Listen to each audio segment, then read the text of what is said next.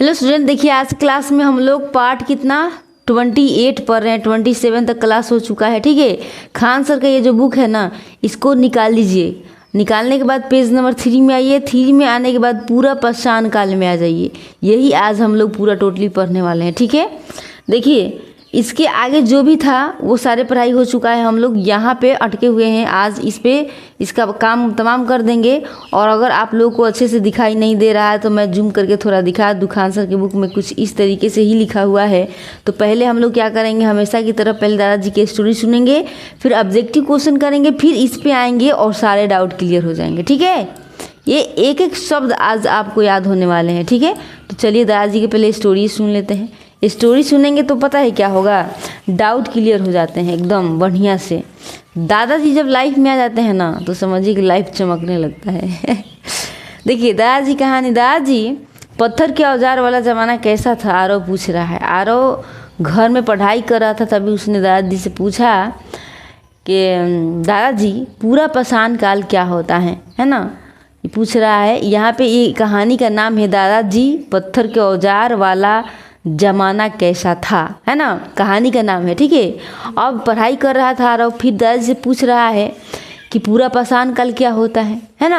दादाजी कह रहे हैं कि चलो अच्छा सवाल है, चलो मैं तुम्हें समझाता हूँ। ठीक है, पूरा पाषाण काल के बारे में।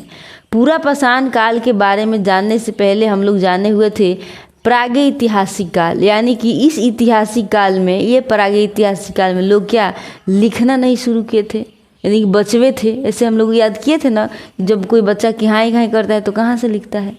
तो इतना ही मेंटालिटी थी, इतना ही कुछ था। पढ़ना लिखना उस समय के लोग जानते ही नहीं थे कि ये होता क्या है। ठीक है, प्रागैतिहासिक काल में। और जब प्रागैतिहासिक काल का जो समय है वो कितना है, 5 लाख ईसा पूर्व से 2500 ईसा पूर्व। ये अभी ऑब्जेक्टिव क्वेश्चन में आएंगे तो आप थोड़ा सा इस पे ध्यान दीजिए।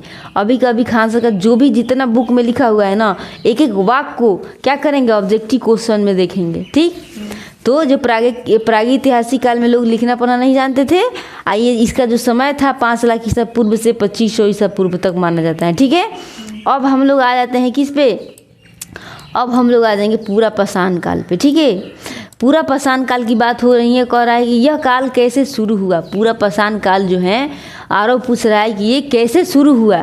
तो दादाजी कह रहे हैं भारत में इस काल की शुरुआत है हिम युग से हुई है। किस युग से हुई है मेरे प्यारे स्टूडेंट, बताइए तो। हिम युग से, है ना। हिम युग से, हम लोग कल युग कहते हैं, बृहस्पति युग कहते हैं, सतयुग कहते हैं। वैसे ही इस काल का जो शुरुआती दौर है वो कौन सा दौर है जी, हिम युग, है ना। हिम गंगे यह तो लिखा है हिम युग है ना। हाँ, तो युग, इसे युग कहते हैं। अच्छा, युग पढ़ते हैं इसको, हिम युग। अब युग कल युग का लिखना होता है तो कैसे लिखेंगे, वैसे ही ये युग है। ठीक है, हिम युग। ठीक है, तो इसकी शुरुआत कब, देखिए इसकी शुरुआत का, इस काल की शुरुआत का कैसे हुआ, करा ना, भारत में इस काल की शुरुआत हिम युग से हुई है, भारत में। ठीक है, हिम युग से शुरुआत हुई है। कहते हैं जिसे अंग्रेजी में प्लाइस्टोसिन युग कहते हैं। इस समय बहुत ठंडा हुआ करती थी। इंग्लिश में कहना होगा हिम युग को, तो अब क्या कहेंगे, प्लाइसी मार दिया नहीं, क्या कहिएगा, प्लाइस्टोसिन, है ना, प्लाइस्टो, है ना, प्लाइस्टोसिन युग कहते हैं। ठीक है, किसको, हिमगंगे यानी हिम युग को।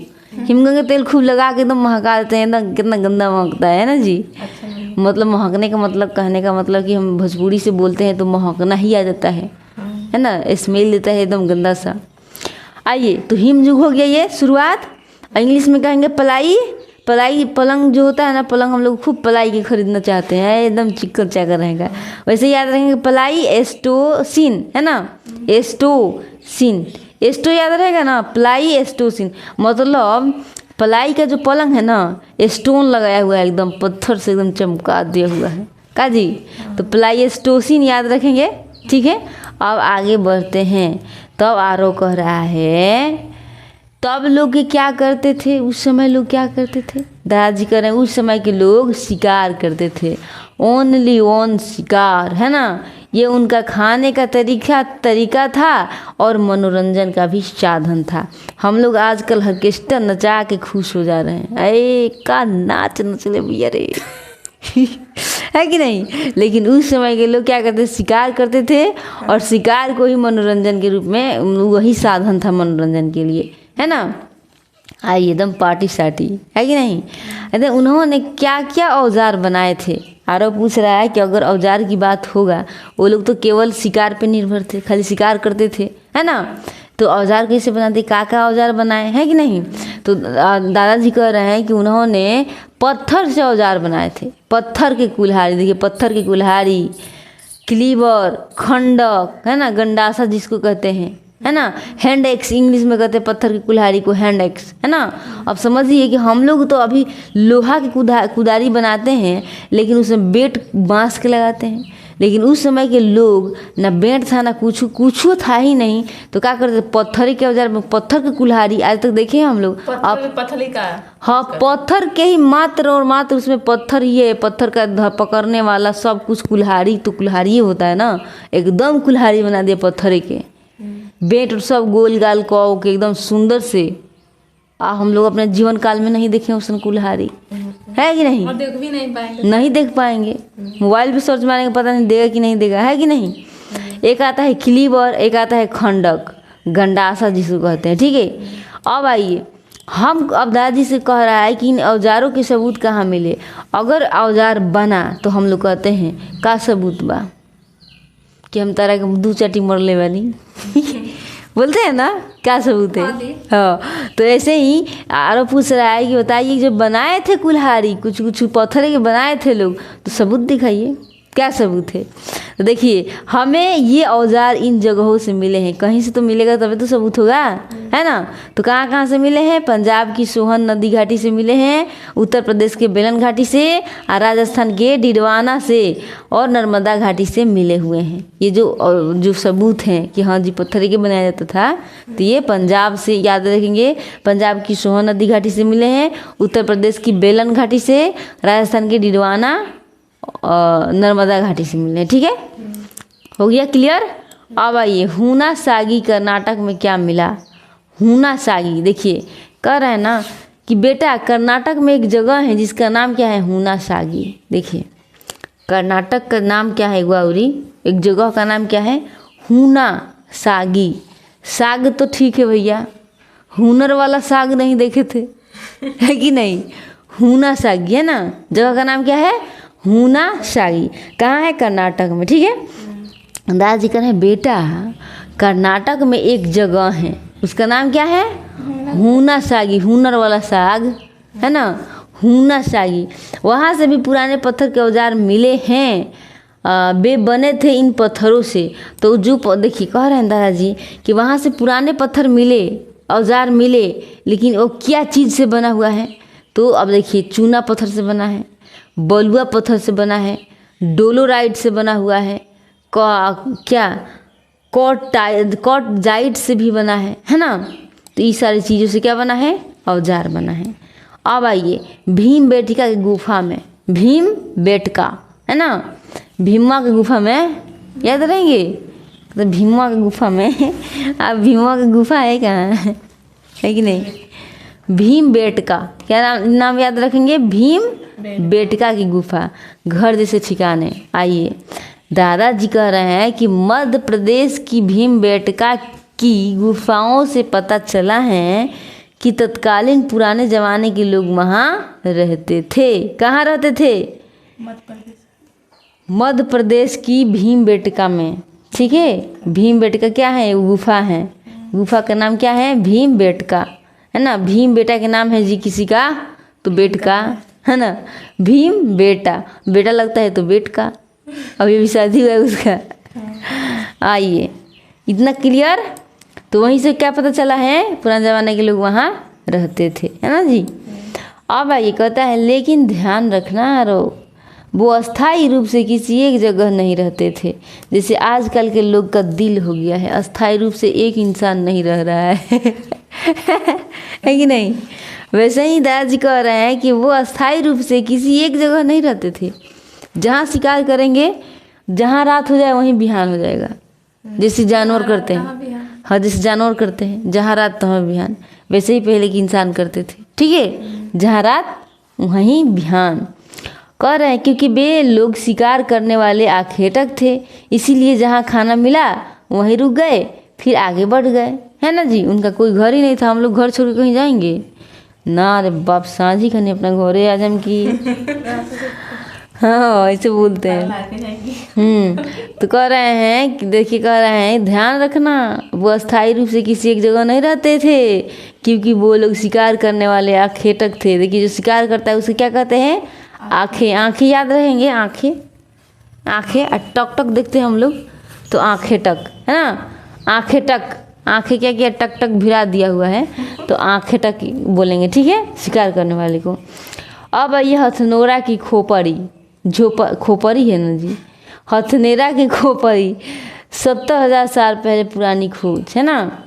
अब यहाँ से पढ़ना स्टार्ट करेंगे, तब तक पानी पी ले। कहाँ है पानी? अब आइए लोग, दादाजी कह रहे हैं कि एक और बड़ी खोज हुई थी, है ना। वो कह रहा है हथनोरा की खोपड़ी, मतलब ये हेडिंग है ना। खोज की अगर बात हो रही है, दादाजी कह रहे हैं एक और बड़ी खोज हुई थी मध्य प्रदेश में, नर्मदा नदी की घाटी में एक गांव है हथनोरा, वहाँ से 70,000 साल पुरानी मानव खोपड़ी मिली। बाप रे बाप। देखिए कह रहा है ना कि एक और बड़ी, सबसे बड़ी खोज कहेंगे ना जी, बहुत बड़ी खोज है ना ये। मध्य प्रदेश में नर्मदा नदी की घाटी में एक गांव है, क्या नाम है गांव का? हथनोरा। हाथ से याद रखेंगे, नोरा, है ना, हथनोरा। वहाँ से 70,000 एक दूना 70,000 साल पुरानी मानव खोपड़ी मिली। समझिए, खोपड़ी मिली, ठीक है। अब आश्चर्य, एकदम आरव आश्चर्य हो गया। अरे बाप रे, कह रहा है हैं सच में? किसने खोजा?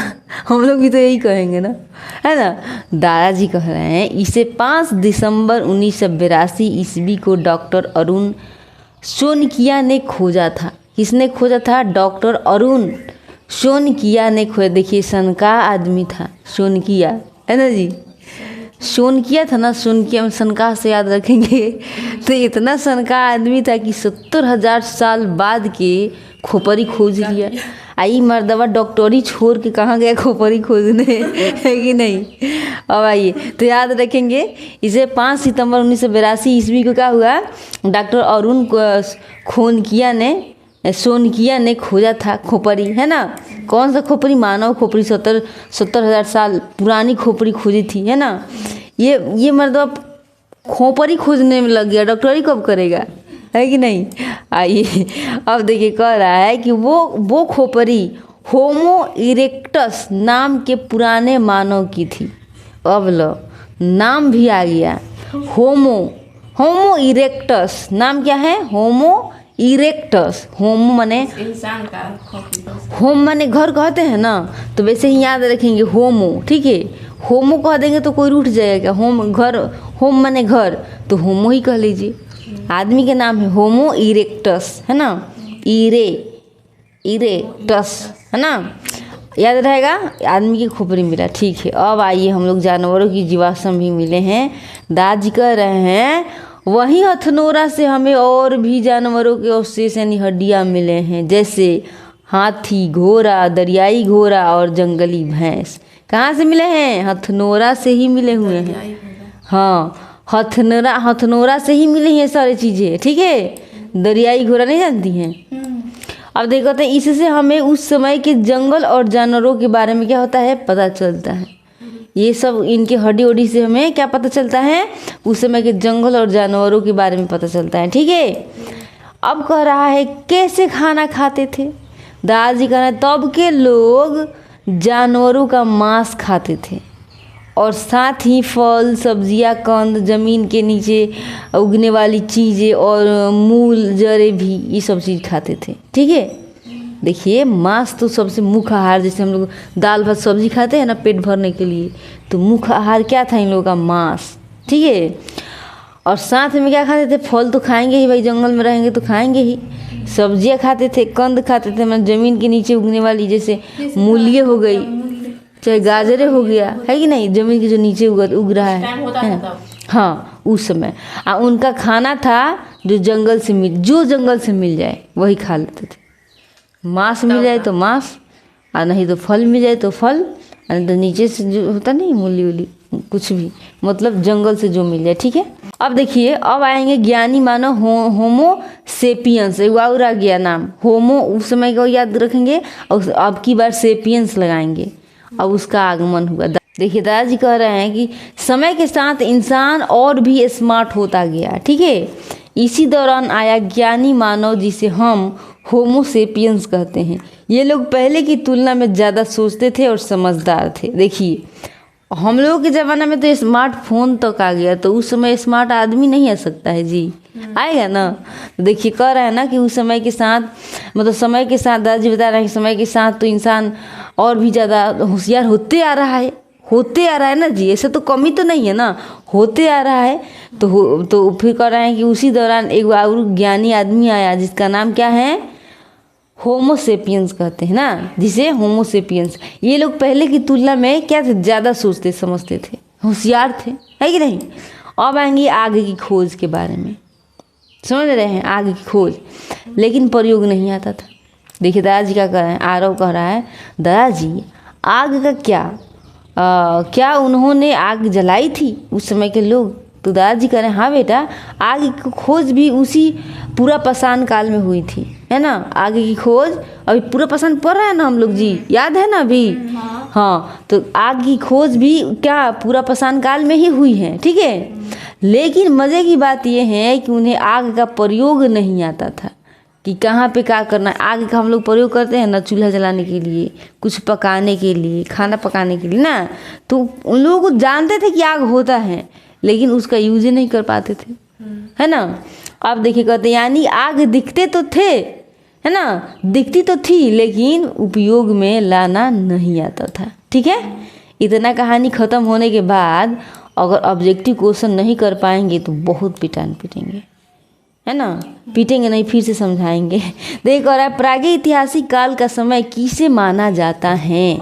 5 लाख ईस्वी में। वाह, 5 लाख ईसा पूर्व से 2500 ईसा पूर्व। वेरी गुड, ये तो आ गया। नेक्स्ट की बारी है, अगर नेक्स्ट नहीं समझ में आया तो बहुत पीटेंगे। आएगा क्यों नहीं, इतना अच्छा से पढ़ रहे हैं हम लोग, हैं। देखिए कह रहा है कि भारत में पूरा पाषाणीन जुगीन सभ्यता का विकास किस युग से हुआ था, कौन से युग से हुआ था।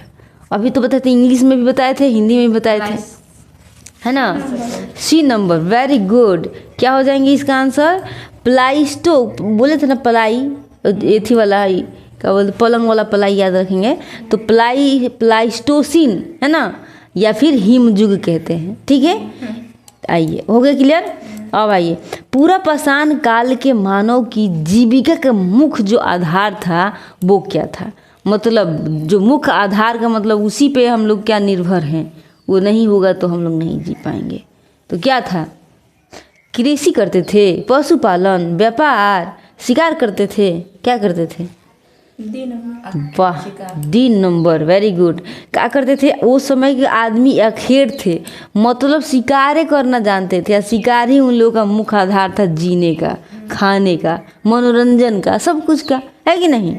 अब आ जाएंगे हम लोग, कहता है पूरा पाषाण काल में किस कार्य को मनोरंजन का साधन भी माना जाता था, अभी तो बताए थे, है ना। किस मतलब कैसे वो लोग मनोरंजन करते थे, बी नंबर। वाह वाह वाह, क्या बात, एक ही दिल है, कितना मर्जी जीतोगे। आखेट शिकार मतलब शिकारी उन लोगों का क्या था, मनोरंजन भी था, मनोरंजन करते थे। पूरा पाषाण काल के कौन कौन से औजार मिले हैं, ये आइए बताइए। अभी हम लोग आँखों के सामने अभी आगे देख के आए हैं। हम लोगों ने क्या क्या देखा, कुल्हाड़ी देखा, बिरादनी देखा था, गंडासा देखा था, है ना। चाकू देखे थे, नहीं देखे, तीर देखे थे ना, हाँ, तलवार भी नहीं देखे थे, तो B number is the right answer, very good, है ना। पूरा पाषाण काल के कौन कौन से औजार मिले हैं, तो अपना कुल्हाड़ी, बिरादनी, है ना, बिदारनी कहते हैं इसको, बिदारनी और गंडासा। ठीक है, अब आइए एक बार हम लोग जानने की कोशिश करेंगे कि ये होता क्या है, कुल्हाड़ी, बिदारनी, गंडासा। ठीक है, तो जानते हैं, कुल्हाड़ी तो हो जानते हैं, वही कर देंगे नोटी कुल्हाड़ी से, है ना। इसको तो हम लोग जानते कि कहता है यह एक पत्थर का औजार था जिसे आदमी ने शिकार करने, लकड़ी काटने और खोदने के लिए इस्तेमाल किया। किसको? कुल्हाड़ी को। कुछ इस तरीके से, ठीक है। अब देखिए इसका आकार तीखी धार वाली कुल्हाड़ी जैसा होता था, है ना। इसे हाथ में पकड़कर सीधे इस्तेमाल किया जाता है। इसमें लकड़ी का हत्था नहीं होता था, उस समय नहीं होता था, अभी हो रहा है ना। ये सबसे पुराना और आम औजार था जो हर जगह मिलता था, है ना, मिला है। अब बिरादनी के बारे में, बिदारनी, बिदार देगा, जिसको एक और नाम है क्या? क्लीवर। क्या नाम है? क्लीवर, है ना। ये चाकू जैसा दिखेगा, देखिए बिदारनी। तो ये भी पत्थर से बना हुआ औजार था, जो भी था उस समय पत्थर से न बना हुआ है। इसका प्रयोग चीरने या फाड़ चाकू जैसे हाँ, इसको कहते हैं उस समय के लोग क्या कहते हैं? बिदारनी, है ना, एकदम चीर फाड़ के रख देंगे, है ना। इसका आकार थोड़ा चौड़ा और सपाटा होता था, बिल्कुल आज के बड़े चाकू जैसे एकदम घाँप देंगे है कि नहीं। यह मांस और पेड़ की टहनी आदि काटने के लिए उपयोगी था, है ना जी। पत्थर का ही था वो भी। हाँ, वो भी पत्थर का ही था। अब आइए 3 नंबर गंडासा के बारे में। खंडक जिसको कहते हैं, खंडक, है ना। गंडासा कैसा था? यह एक भारी औजार था जो मोटी चीज़ें तोड़ने या मारने के लिए काम होता था। इसका आकार असमान होता था और एक तरफ क्या धारदार होती थी, है ना। इसे लोग हड्डियाँ तोड़ते, जानवरों के मारते या पत्थर काटते थे, है ना। कुछ इस तरीके से समझ में आया कि नहीं? ये वाला इसका तो चित्र नहीं दिया हुआ है। गंडासा, देखिए गंडासा का कोई आकार नहीं था, क्यों था? और वजन में वो क्या था? भारी था। देखिए कह रहा है ना कि भारी औजार था, मतलब कहने का किसी के हड्डी वड्डी तोड़ना है तो एक ही बार मार देंगे फटाक से, बस जा काम खत्म, है ना। तो ये कह रहा है ना मोटी चीज़ें तोड़ने या मारने के लिए काम आता था, है ना। इसका जो आकार था, मतलब बनावट जो आकार था वो असमान था, मतलब उसका कोई समान ही नहीं, जैसे चाकू जैसे बता दिया वैसे कुछ नहीं था, ठीक है।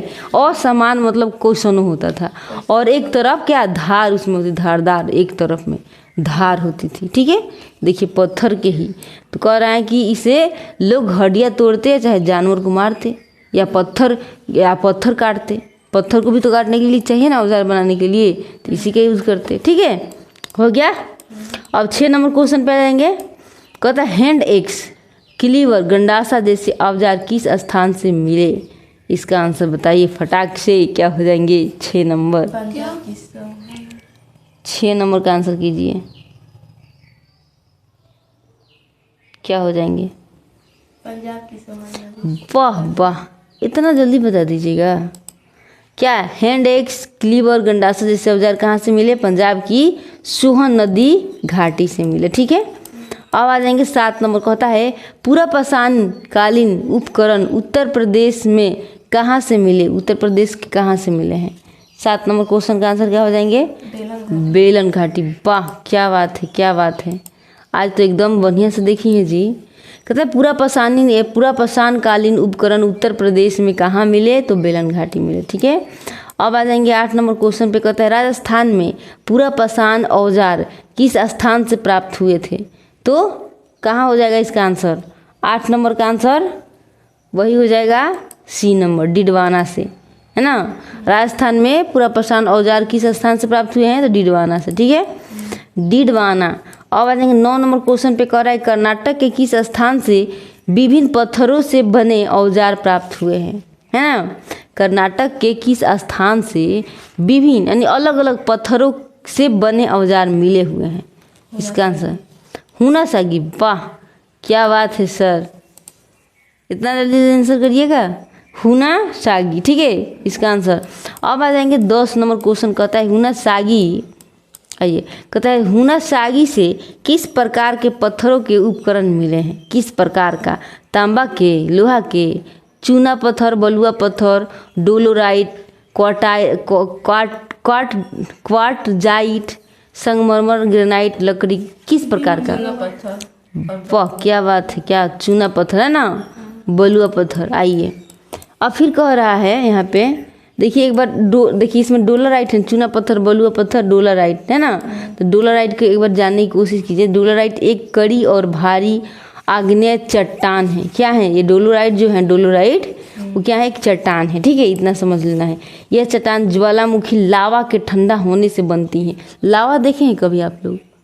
मकई का। अंदर ना नीचे जो है लावा है एकदम, मतलब आग।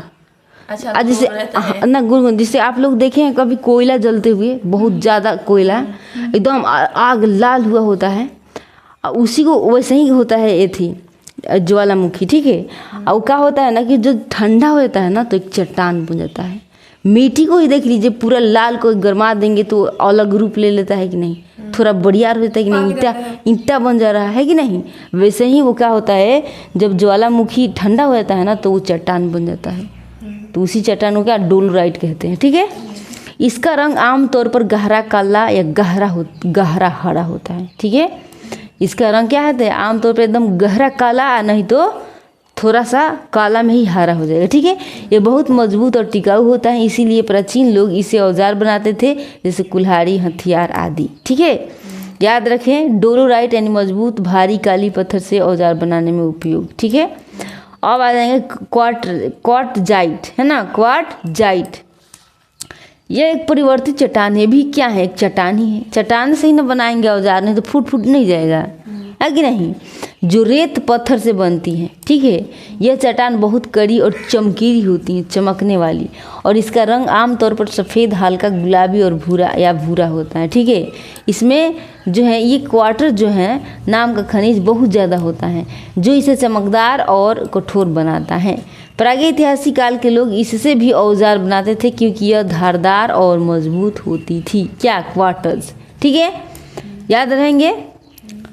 अब आ जाएंगे, क्वेश्चन समाप्त हुआ है यहाँ पे।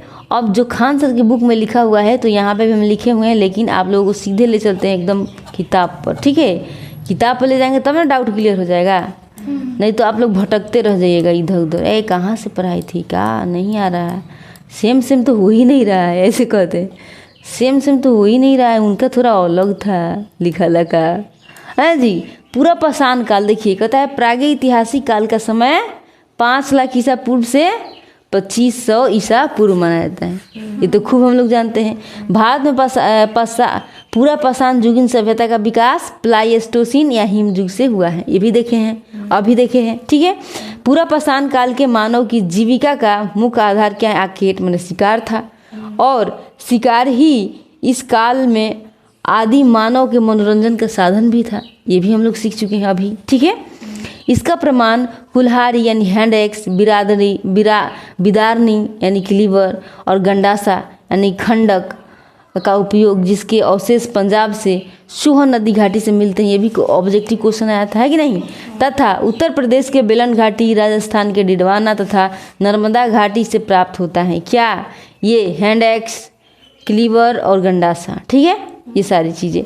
कर्नाटक में स्थित हुना सागी, है ना जी, साग बोले थे ना, हुनर वाला साग, तो ये कर्नाटक में स्थित हुना सागी में चूना पत्थर, बलुआ पत्थर, डोलोराइट, अभी डोलोराइट के बारे में पढ़े थे, क्वार्टजाइट, है ना, क्वार्टजाइट आदि पत्थरों से बने पूरा पाषाण काल उपकरण मिले हैं। पूरा पाषाण युग में ये मिला है, पूरा पाषाण काल में ये सब चीज़ें मिली हैं, उस समय की हम लोग बात कर रहे हैं, ठीक है। भीमबेटका के बारे में बताया ना कि भीमबेटका का, है ना। तो आएंगे मध्य प्रदेश में, मध्य प्रदेश गुफा में तत्कालीन मनुष्य के आवास के अवशेष मिले, लेकिन तत्कालीन मानव आखेटक का जीवन जीता था तो स्थानीय निवास का अभाव था, मतलब अपना घर नहीं था, उसके लिए अभाव था, मतलब कमी थी, है कि नहीं। भीमबेटका की बात हो गया, अभी पढ़े थे हम लोग। फिर कहेंगे मध्य प्रदेश के नर्मदा नदी घाटी में स्थित हथनोरा गाँव से, है ना, 70,000 साल पहले पुरानी क्या मिली थी, खोपड़ी मिली थी, है कि नहीं, मानव खोपड़ी, होमो इरेक्टस जिसका नाम था, है कि नहीं। अब आइए, कह रहा है कि ये डॉक्टर का नाम है होमो इरेक्टस, ठीक है, डॉक्टर का नाम था ना जी। अब आइए, कहता है यहाँ पे एक बार देखिए, कहता है मध्य प्रदेश के नर्मदा नदी घाटी में स्थित हथनोरा गांव से 70,000 वर्ष पुरानी होमो इरेक्टस मानव की खोपड़ी के अवशेष मिले हैं। ये उनका नाम नहीं है, डॉक्टर साहब का ये नाम नहीं। होमो इरेक्टस मन जिस मानव की खोपड़ी मिला था ना, उसका नाम था होमो इरेक्टस, ठीक है। आप लोग ऐसे ही कुछ भी पढ़ रहे हैं, हूँ कह रहे हैं, आप लोग ध्यान कहाँ दे रहे हैं। हाँ, डॉक्टर का नाम अरुण था, है ना जी, डॉक्टर लिखा हुआ है, देखिए डॉक्टर अरुण सोनकी या सनके हुए आदमी बोल रहे थे, है कि नहीं। तो ऐसे हूँ नहीं करना, थोड़ा सा दिमाग थोड़ा सा जोर दीजिए, है कि नहीं। हूँ करने से थोड़ी होगा, थोड़ा दिमाग लगाइए। कहते यह 5 दिसंबर 1982 ईस्वी को डॉक्टर अरुण शोनकिया ने प्राप्त किया था। यहाँ से हाथी, घोड़ा, दरियाई घोड़ा, जंगली भैंस के जीवाश्म के अवशेष मिले थे, है कि नहीं, हड्डी उड्डी मिला था, है ना। ये शिकार द्वारा जानवरों के मांस व फल सब्जियाँ कंद मूल जीवन व्यतीत करते थे ये लोग, यहाँ के लोग, है कि नहीं। उच्च पूरा पाषाण युग में ज्ञानी मानव यानी होमोसेपियंस का प्रवेश हुआ, है नहीं। ये जिसका दिमाग था, बोला ना थोड़ा सोचने में अधिक सोचता था लोग, ये लोग आया ज्ञानी मानव, जिसको क्या कहते हैं, होमोसेपियंस कहते हैं, ठीक है।